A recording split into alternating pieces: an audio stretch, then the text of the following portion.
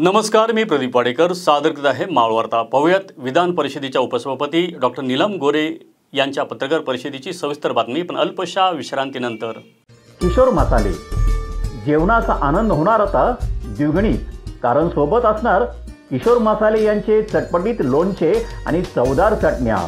किशोर मसाले यांचे खोबरे लसूण चटणी, शेंगदाणा चटणी, कारला चटणी, जवस चटणी, तसेच कोल्हापुरी ठेचा, हिरवी मिरची ठेचा, स्वीट आणि हॉट लेमन पिकल, हिरव्या मिरचीचे लोणचे, लिंबू मिरची लोणचे, आंबा लिंबू मिक्स लोणचे। आपल्या जेवणाचे स्वाद वाढवणारे किशोर मसाले यांचा कांदा लसूण मसाला, गोडा मसाला, हळद धने मिरची पावडर, कोल्हापुरी झटका, काश्मीरी मिरची पावडर, बेरगी मिरची पावडर, तिखी आणि लाल मिरची पावडर, शिवाय पापड आणि कुरकुरीत खाकरे सुद्धा। त्याचबरोबर गुलाबजामुन, पाणीपुरी चटणी, भेळपुरी चटणी, सांडगे बडिया। मंडळी, लग्न असो वा इतर समारंभात जेवणाचा स्वाद वाढवण्यासाठी सोबत फक्त किशोर मसालेच हवेत।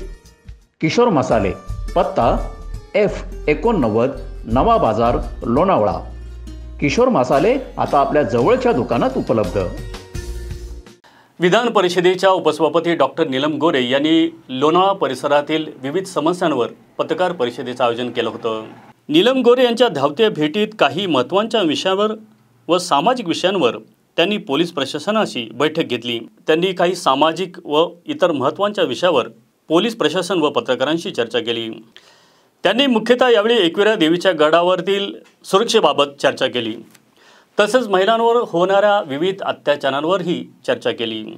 यावेळी शिवसेना शिंदेगट तालुका प्रमुख राजू खांडबोर, दत्ता केदारी, तसेच महिला आघाडी जिल्हा प्रमुख शैला पाचपुते, जिल्हा संघटक कांताबाई पांढरे, उपतालुका महिला आघाडी प्रमुख सुनीता रानवडे, वैद्यकीय अधिकारी अनिता पवार, सामाजिक कार्यकर्ते आर्यन खांडबोर, तसेच वडगाव मावळ नायब तहसीलदार अमोल पाटील व पत्रकार उपस्थित होते। सामाजिक आणि इतरच प्रश्नावरती आज माझी धावती भेट होती।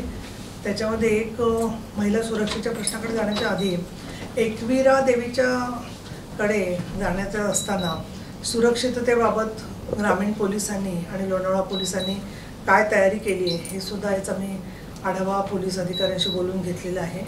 आणि त्यात मंदिराच्याकडे जाण्याचा जो रस्ता आहे त्या रस्त्यावरती विशेषतः चैत्री उत्सवाच्या वेळेला खूप गर्दी होते, तर त्यामुळे जाण्यासाठी एक रस्ता आणि परत उतरायला असता, असं जर का झालं नाही तर चेंगराचेंगरी होण्याची भीती आहे असं पोलिसांचं म्हणणं होतं। आणि त्या संदर्भामध्ये त्यांचा रिपोर्ट पाहून अंकित गोयल आणि जिल्हाधिकारी राजेश देशमुखांशी बोलून पुरातत्व विभागाने यासाठी परवानगी द्यावी लोकांच्या सुरक्षिततेच्या दृष्टीने, म्हणून मी स्वतः प्रयत्न करणार आहेत। आमचे खासदार श्रीरंग बारणे यांनी सुद्धा या संदर्भात एक बैठक घेतलेली आहे।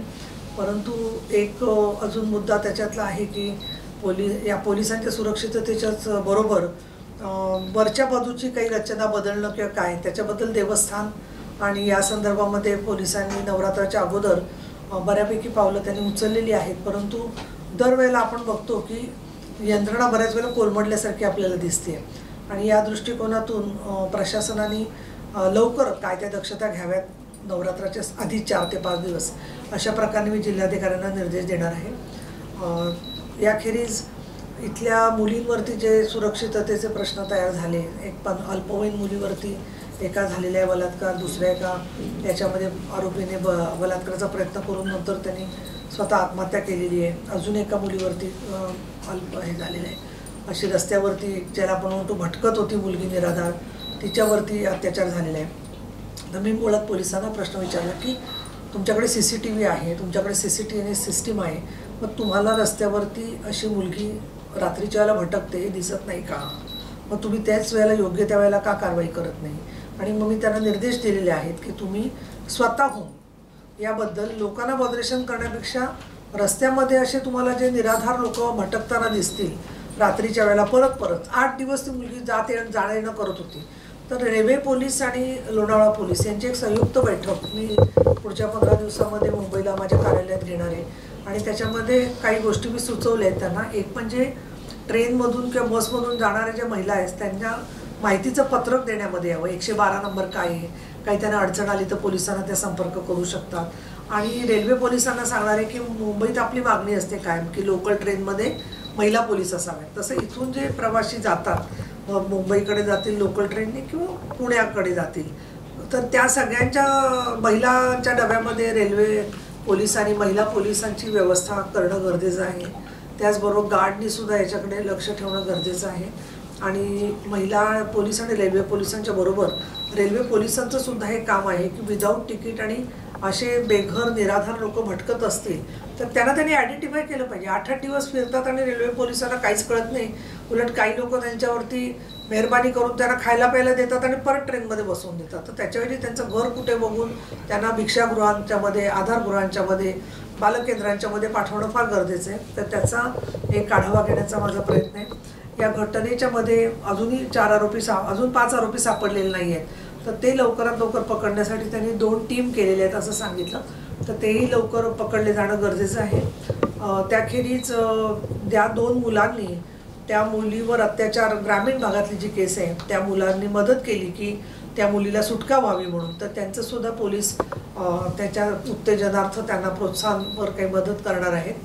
मी याखेरीज सांगितलेलं आहे लोणावळा पोलिसांनी की तुमच्याकडे गेल्या 3 वर्षातल्या ज्या बलात्काराच्या घटनेतल्या मुलींच्या केसेस कोर्टात प्रलंबित आहेत आणि ज्या मुली 25 वयोगटाच्या आतल्या आहेत, शाळा कॉलेज शिकता आहेत, परंतु त्यांना काही मदत लागत असेल तर ती मदत मी स्वतः उपसभापती या नात्याने आणि स्त्री आधार केंद्राचे अध्यक्ष, शिवसेनेचे नेता म्हणून कुठल्या संस्थेमार्फत किंवा आमच्या स्वतःमार्फत त्यांना फुल ना फुलाची पाकळी मदत कशासाठी तर पुस्तकं, वह्या, बॅग्स, काही त्यांची शैक्षणिक मदत. कारण मुद्दा असा होतो की आयो 2-2 वर्षांनी भेटतात, केसेस प्रलंबित राहतात. मधल्या काळात त्या मुलीचं काय झालंय याचा काही फॉलोअप प्रत्येक वेळेला होतो तसं नाही आहे. आणि म्हणून मी सांगितलेले की तुमच्या भरोसा सेलच्या मार्फत त्या मुलींना दर महिन्यात एकदा तुम्ही संपर्क करा. अर्थात ते ऑफ कॅमेरा असणार, ऑन कॅमेरा असू शकत नाही. आणि मी तुमच्यामार्फत आवाहन करेन की ज्या लोणावळा पोलीस स्टेशनमधल्या किंवा अन्य ठिकाणच्या मुलींच्या केसेस असतील त्यांना पोलिसांनी दर महिन्यामध्ये एक त्यांचा आत्मविश्वास वाढावा या दृष्टीने त्यांना संपर्क करून त्यांना अगदी पोलिसी पद्धतीने न बोलावता साध्या वेशामध्ये त्यांची विचारपूस करावी. आणि त्यात काही अडचण असेल तर त्यांनी जरूर आम्हाला संपर्क करावा.